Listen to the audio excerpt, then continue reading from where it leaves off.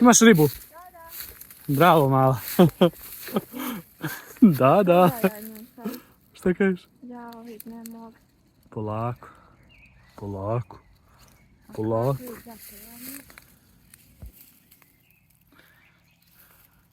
Znaš šta, digni štap gore.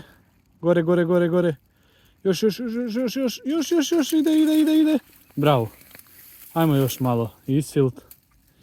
Jebi ga, takva je pozicija. Ajde, diži u gore. Izdržat će štap je jak. Bravo.